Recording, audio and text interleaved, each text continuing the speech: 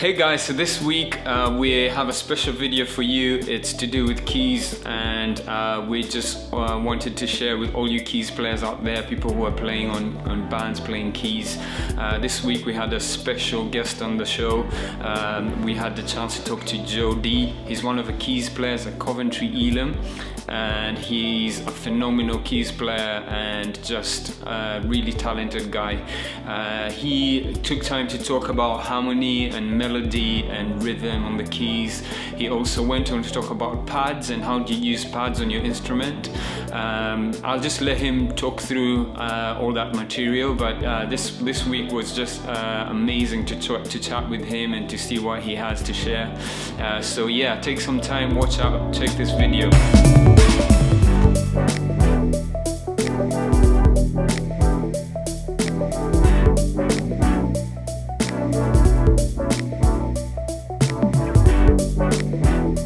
Hey guys, today we're going to be diving into what it means to be a keys player in a contemporary worship band. So first of all, I think that there are three pillars of Western popular music. There's rhythm, harmony and melody, and I believe the keys player is the one who provides most of the harmonic content, and that's the main job of the keys player. So in a contemporary worship band, perhaps you might have a drummer, and they are obviously the main ones who are providing rhythmic content, and you also might have an acoustic guitar player, and a lot of what they do is actually rhythmic, and so they have that pillar covered. And melody is often covered by vocalists or melody instruments. Maybe you have a violin or a cello in your band or group. The keys player is the one who fills in all the harmony, and what I mean by harmony is just all the chords and what order they're played in.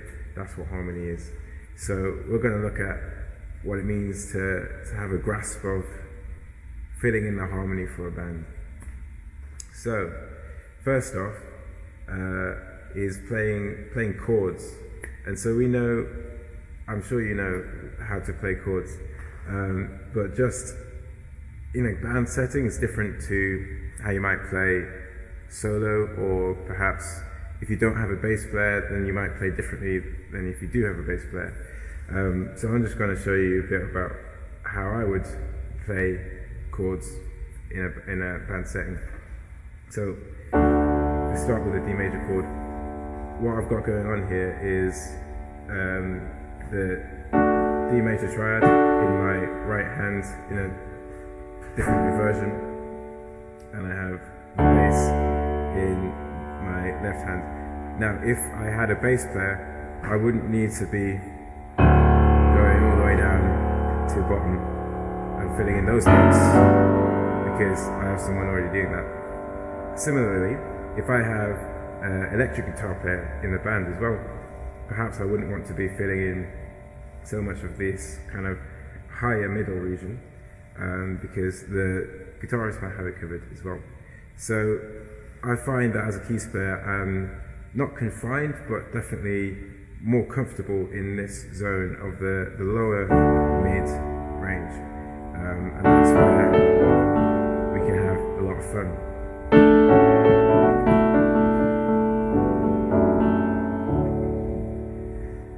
So that's the harmony element that we also provide, but there's another element that we as keys players can bring to the table, and that is the element of texture. So we provide a texture that is not necessarily there in the bands. So for example, again, you might have guitarists in your band playing acoustic guitar. There's a lot of kind of metallic tingling going on with that. And we kind of balance that out with some softness.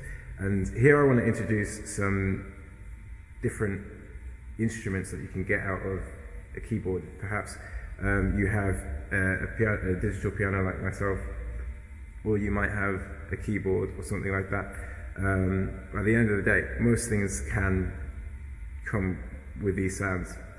So the first thing that we have is obviously a piano. And this is great because it has a shorter tap time, and by that I mean the notes start pretty sharpish when I hit the note. And the sustain is relatively long. If I have the sustain pedal on, then the note will last a long time.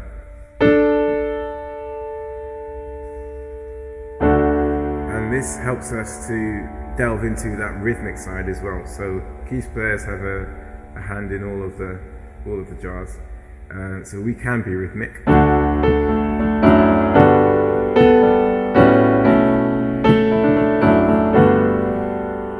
Because of that sharp attack time of the piano, we can give like extra emphasis to beats or pushes, and so that's something that we can do. But we can also have layers of sounds that will fill out the texture of the band. And what I want to introduce is the idea of a pad. Now, a pad is traditionally a sound generated by a synthesizer that has a slow attack time, a long sustain, and a slow release. What I mean by that is that the notes take a while to gradually get to their full volume. That's the attack time. So if you listen to this, that attack time is slower than the piano's attack time. One more time. So it takes a few fractions of a second to get to the full volume, unlike the piano, which is straight in there. This pad also has a long sustain, and if you put the sustain pedal on, it will last forever, which is like a lifesaver. If you're playing for a long time, you can just put the pedal on and you keep it going and you don't have to move so much. So let's have a listen to this. You could put a brick on your pedal and go home and the pad will still be playing. And if you put the piano in and put the sustain pedal on, eventually, even with the sustain pedal, the piano will die out, because naturally that's what it does. The strings in the piano stop resonating after a certain time. The pad goes on forever. So that's quite a unique feature.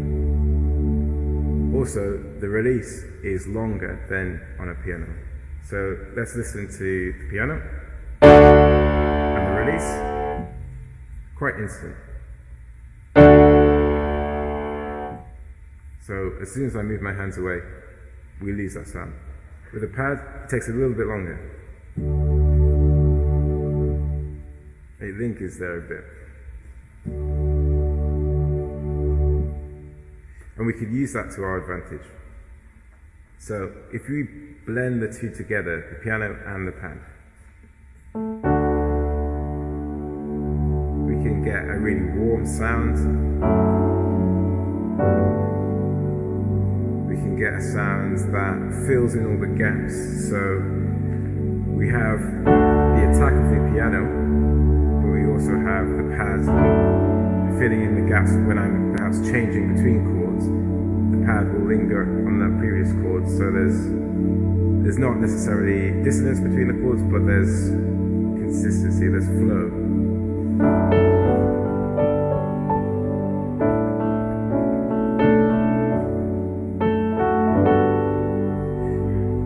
I should say a couple of warnings about using pads is that they're not very good very low and they're not very good very high, because a part of this warmth is that they get very muddy when you get down low. Let me show you what I mean.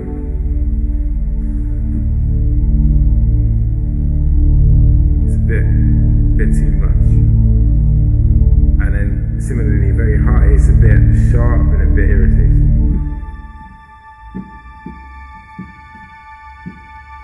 Sounds much more synthetic at the top end.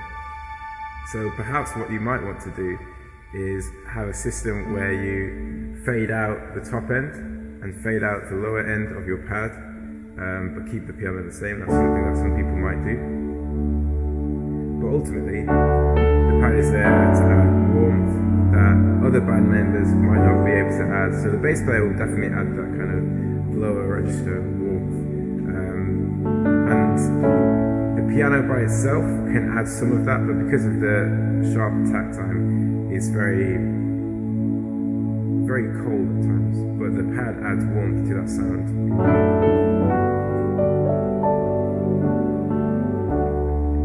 So if you're playing perhaps in a ministry time, or when someone is speaking, like a pastor is speaking, or praying, it often falls to the piano player, the keys player, to play underneath that with these warm sounds that are undistracting. That's really important. So if I play really softly,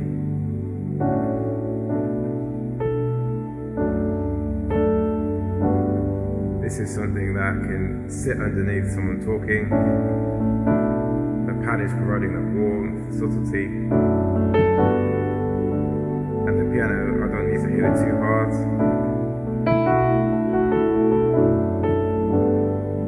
Yeah, it sounds great.